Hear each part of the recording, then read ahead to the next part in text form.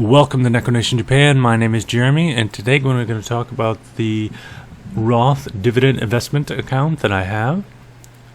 So this account I'm going to show you between February 1st and February 28th, 2017.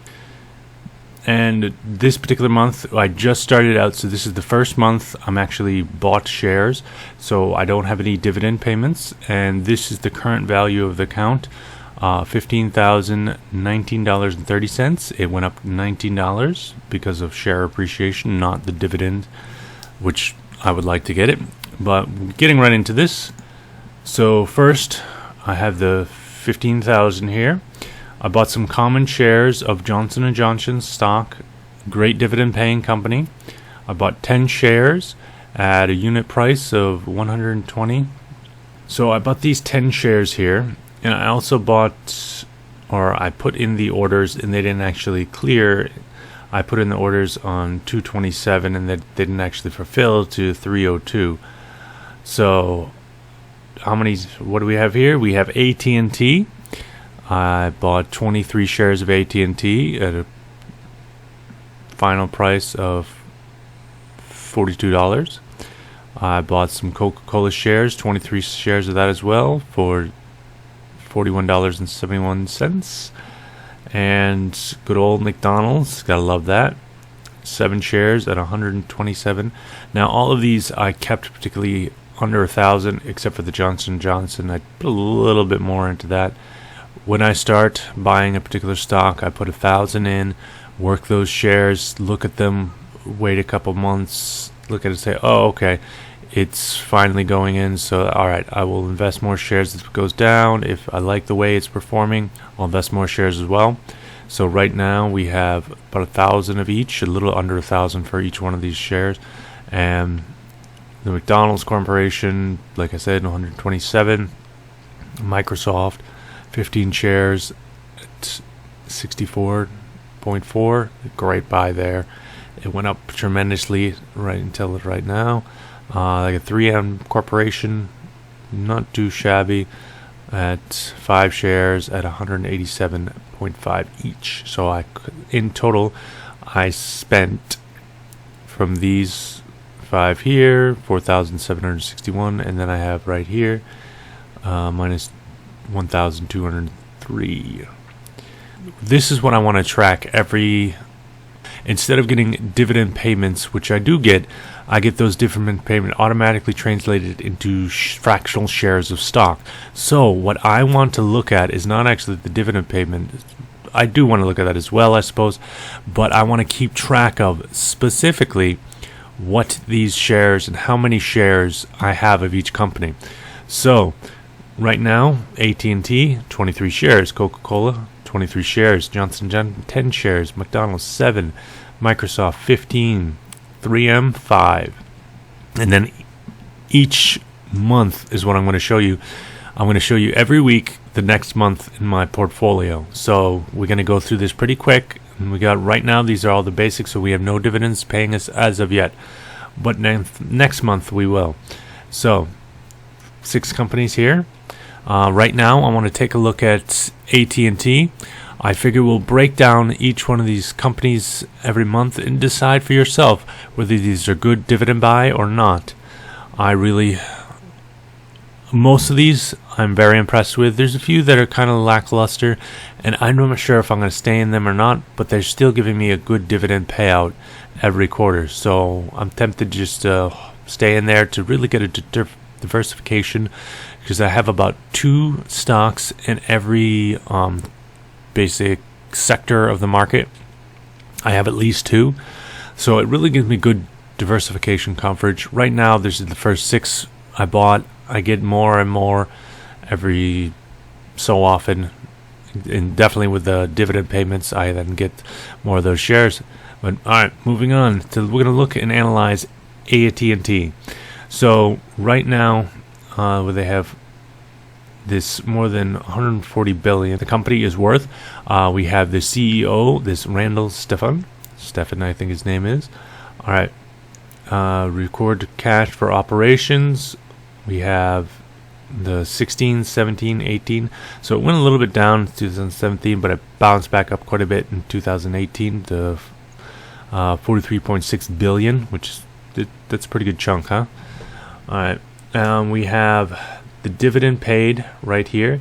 So was that 11.88 billion or something like that? Quite a bit. And this dividend has been increasing, but it also have been increasing the free cash flow, which is very important when you're talking about dividend paying stocks. You need a significant free cash flow for allowed to general operations of that business and give you enough money to just, pay out that dividend every quarter.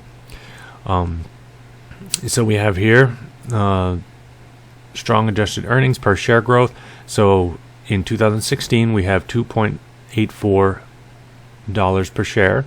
That moved up into 2017 to 3.05 and 3.52 in 2018. Now, I'm going to show you as much information as up-to-date information as we have. So this is the 2008 annual report.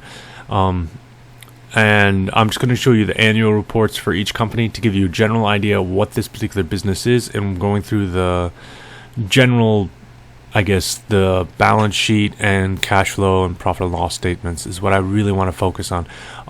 Really to get you accompanied and accustomed to looking at these balance sheets and to improve my skill with this. All right. So now we are going to look at the revenue categories. This is particular AT&T's bread and butter, where they earn their money. So the mobility, communication mobility, entertainment groups, business wireline.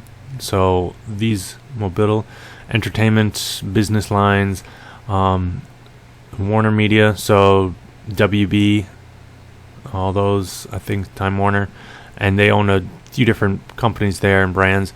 So Home Box Office, Warner Brothers right here, WB, eliminations and others. So we have, these are the general categories.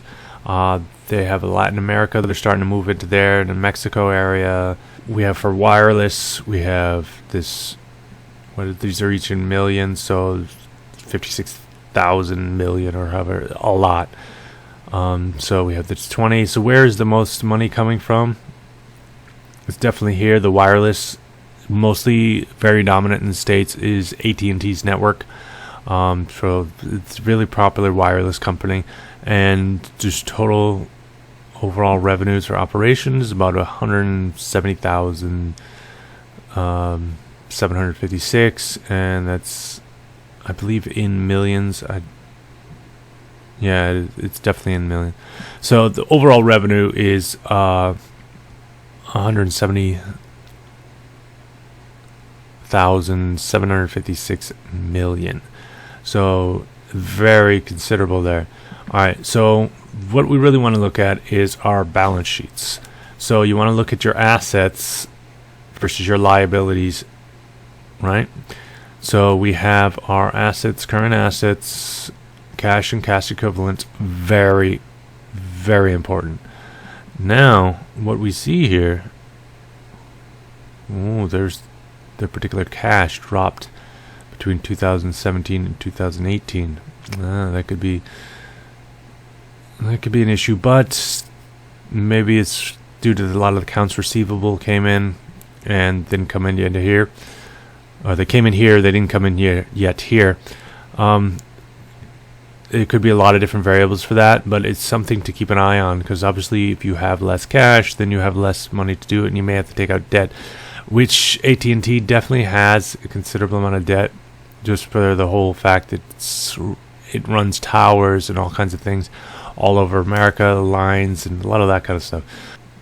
Even though there's a few little suspect things you might not actually credit, but it seems to have increased their total assets about 100,000, right, between the two from last year to this year. Well, okay, from 2017 to 2018, not last year to this year.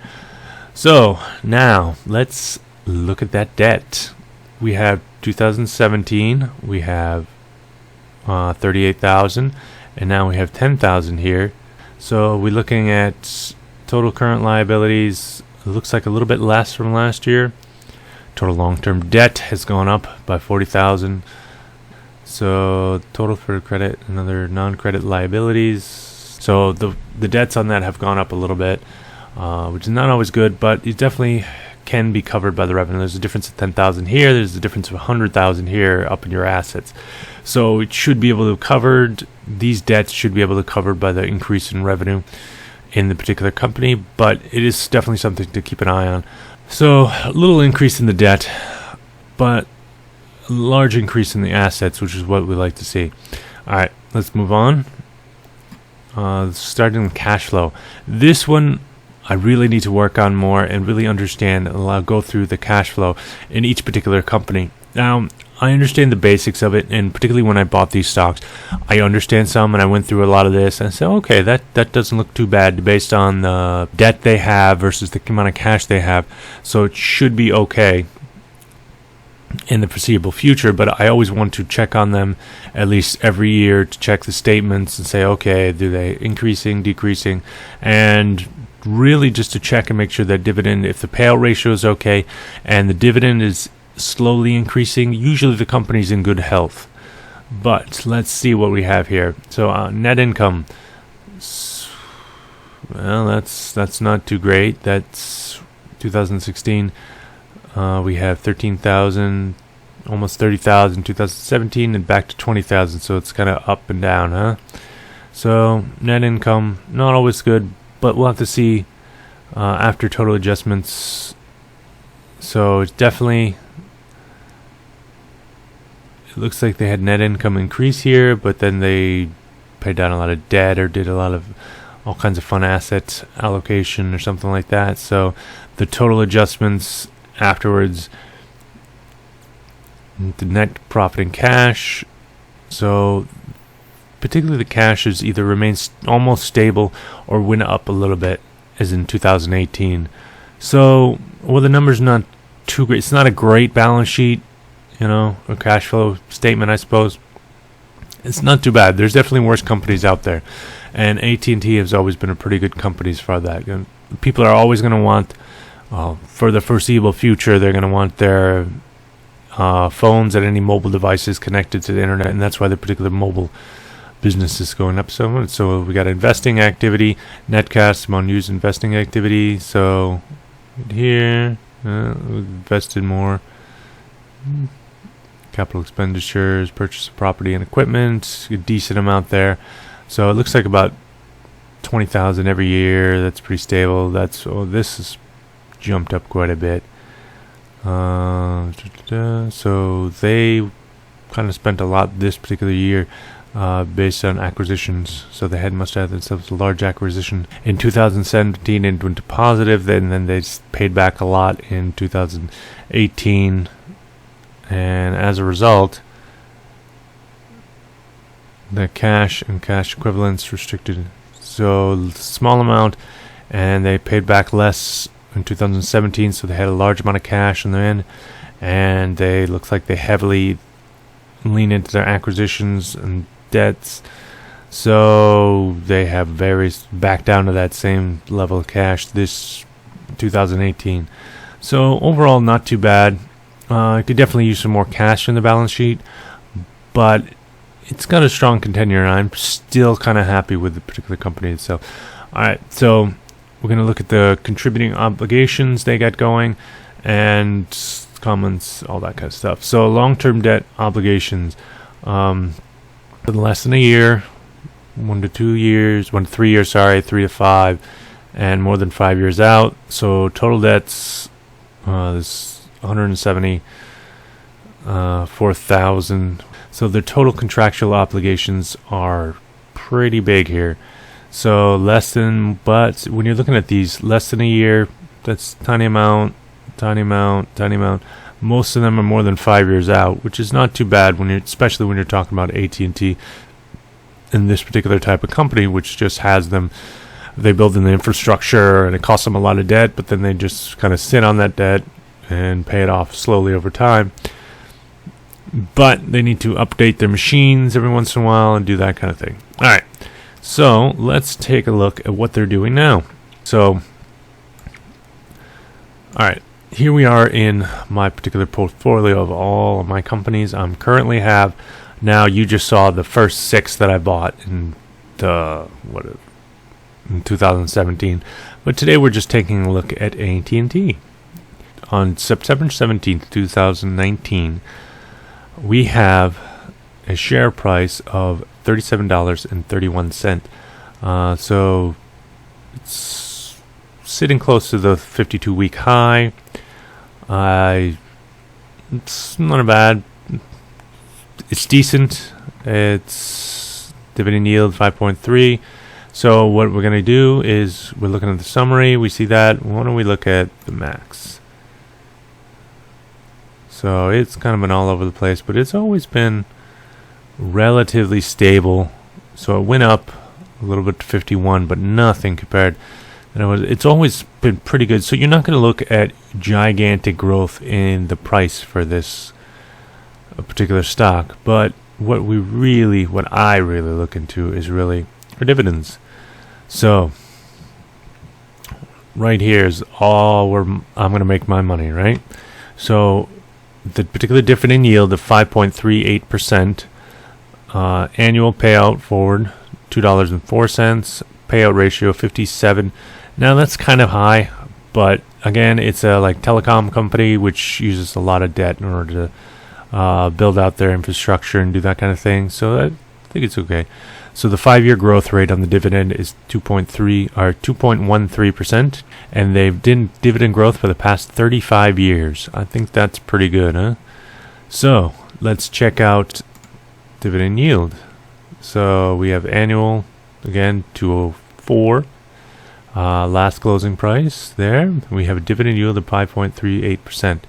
And over 4 years, it's been about 6.06. All right. So we want to check the dividend history. This is what I like to see. Look at this.